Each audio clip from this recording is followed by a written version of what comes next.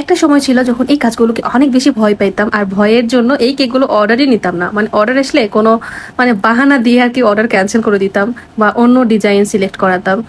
But এখন এসে এগুলো আমার কাছে একবারে পানির মতো পরিষ্কার হয়ে গেছে। তো কোনটা ভয় পাইতাম শুনবেন?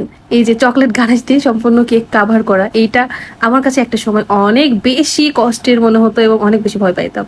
বাট এখন এসে এটা আমার কাছে একেবারে ক্লিয়ার হয়ে গেছে, আর কোনো প্রবলেম হয় না, কিছুই মনে হয় না আর কি। চকলেট গানাশ উপরে দিলে যেমনটা হয় আর কি, সেভাবে ফিনিশিং করে নিই।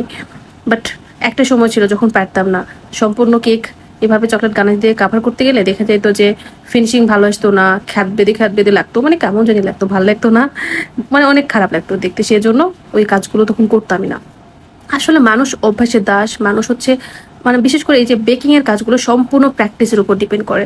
যত বেশি প্র্যাকটিস করবে তত বেশি আপনাদের কাজগুলো ফিনিশিং সহ সবকিছু অনেক সুন্দর আসবে, আউটকামটা অনেক সুন্দর আসবে আর কি। এই তো আমার ক্ষেত্রেও সেম, প্র্যাকটিস করতে করতে এখন এসে কোনোই পাড়ায় পড়তে হয় না, খুব ভালোই হয়, ভালো লাগে আর কি কাজ করতে। তো যাই হোক, আজকে দেখেন যে কেক করছি, এটা রিচ চকলেট কেক একটা।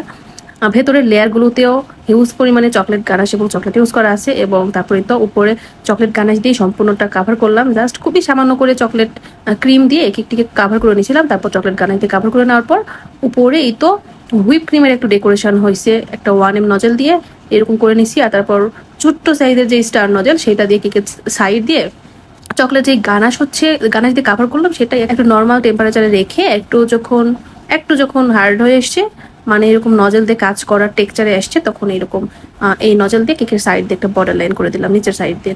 এরপর কেকের উপরে ক্লায়েন্ট আপু একটা নোট লিখতে বলেছিল, সেইটা চকলেট গানাশের উপর চকলেট পেস্টের উপর চকলেট গানাশ দিয়ে লিখে নিয়ে সেট করে দিয়েছি একটা সাইডে। আর এই তো যে এই রকমের বাজারে যেই হচ্ছে 5 টাকা না 10 টাকা মেবি এই প্যাকেটগুলো পাওয়া যায় চকলেটের।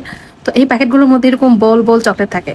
তো এই প্যাকেটগুলো নিয়ে এসেছিলাম, তো সেখান থেকেই এই তো একটা প্যাকেট খুলে এখানে কয়েকটা চকলেট গোল চকলেট ছিল, তো সেগুলো দিয়ে নিলাম। আর হচ্ছে কিছু চকো চিপস দিয়েই কেকের ডেকোরেশন কমপ্লিট হয়ে যাবে। কেকটি কিন্তু খুবই সিম্পল, বাট খাইতে এত বেশি ইয়ামি হবে, চকলেট লাভার যারা আছে তাদের জন্য তাদেরকে দিলে তো কোনো কথাই নেই, অনেক বেশি পছন্দ করবে তারা।